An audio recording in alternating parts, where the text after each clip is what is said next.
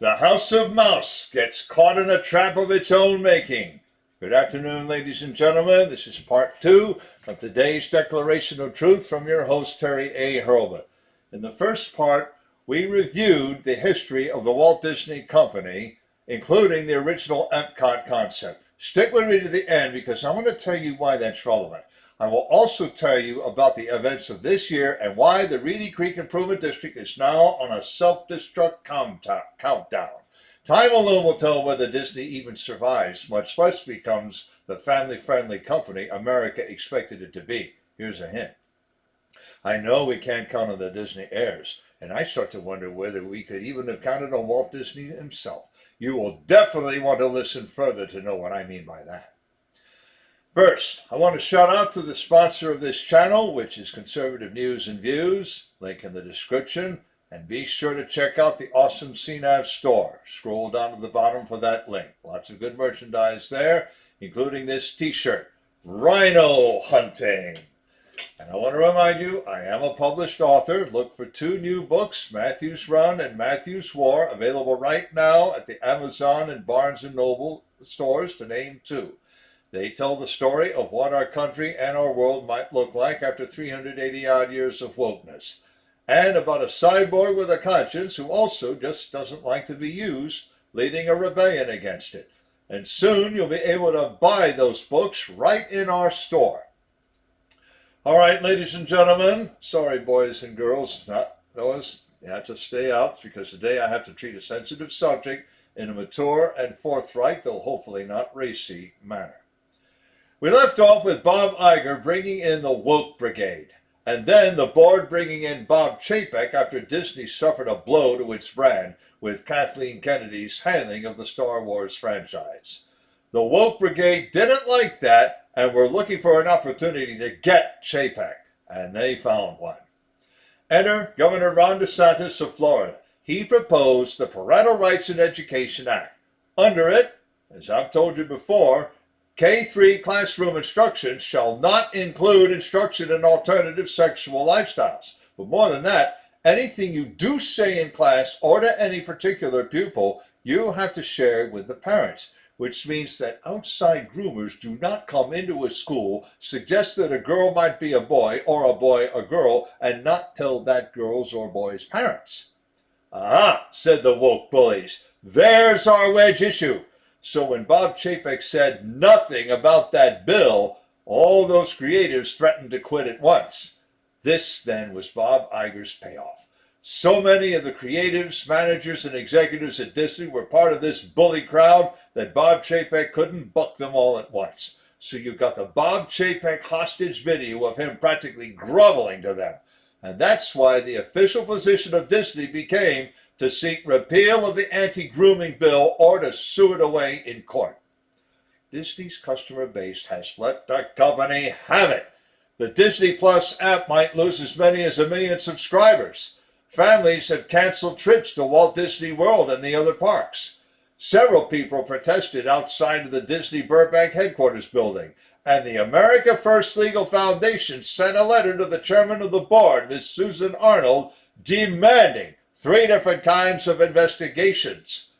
What's really going on here? Are people at Disney such fools?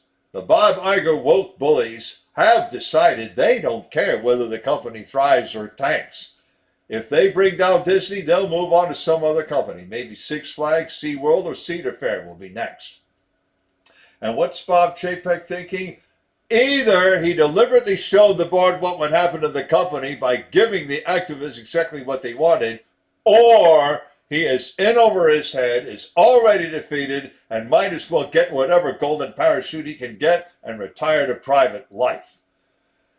The deliberate show what happened theory has this to recommend it. At Lucasfilm, Kathleen Kennedy is on the outs.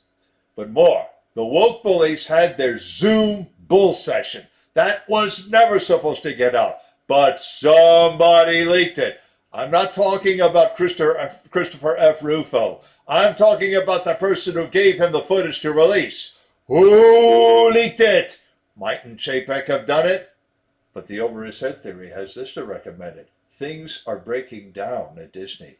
the theme parks have had several rides to break down with guests on board. Now, I have direct experience as a ride operator and attendant at a theme park. I'm not going to tell you which one, but I'll tell you this. A ride going down with people on it is a site-wide scandal. You do not let that happen. When it does, you give people their money back and take the ride down for the rest of the day, or at least until you have figured out Whiskey Tango Foxtrot. Well, it's been happening at Disney, and if they don't stop it, some guest is going to get hurt.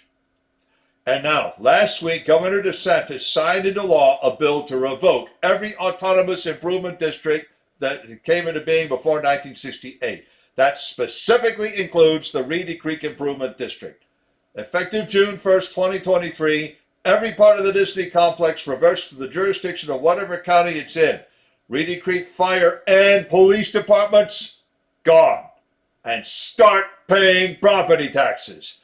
And it's worth remembering that the Polk County Sheriff recently ran a sting operation to catch diddlers of children. He called it Operation March Sadness. 4 of the suspects he caught in his dragnet worked for Disney. Chew on that one for a while. And bear that in mind when Eric Woods Erickson, never trumper extraordinaire, insists that the Reedy Creek revocation will fall in court. He cites O'Hare Truck Service versus City of Northlake, 518 U.S. 712, 1996. The owner of a tow truck service opposed the re-election campaign of the mayor of Northlake, Illinois. So, His Honor revoked Mr. O'Hare's towing contract. The Supreme Court, 7-2, said, "No, Mr. Mayor, you may not do that. Mr. O'Hare was exercising his freedom of speech." Sorry, Mr. Erickson, but that's not the whole story here. Reedy Creek was supposed to be about building an experimental city, not building a monster theme park complex. So Reedy Creek isn't serving its original purpose. There's a phrase for that kind of thing that every real estate listing agent knows. Bait and what? Right! Bait and switch! And Operation March Sadness add that to it, and now you've got to wonder, has Disney covered up for cast members diddling small guests in their parks? Maybe the sheriffs of Orange and Osceola counties want to investigate. When Reedy Creek goes, they can. Bottom line, Bob Chapek, as CEO of Disney, has a big swamp to drain. The board hasn't given him the support he needs. Did he show the board what could happen by making it happen? Maybe. Again, maybe he or his spy leaked video from that Zoom bull session that Christopher F. Rufo released. On the other hand, his background was in theme parks, so why are what rides breaking down on his watch? And with people on them at that. That new law gives Disney more than 13 months to get their act together. Chapek needs to fire all those Bob Iger woke bullies, and the Christopher F. Rufo leaks should give the Orange and Osceola County sheriffs enough evidence to haul some of their cute little hindquarters out of their officers in handcuffs. For not only encouraging the grooming of children in school, but also grooming children in their programming.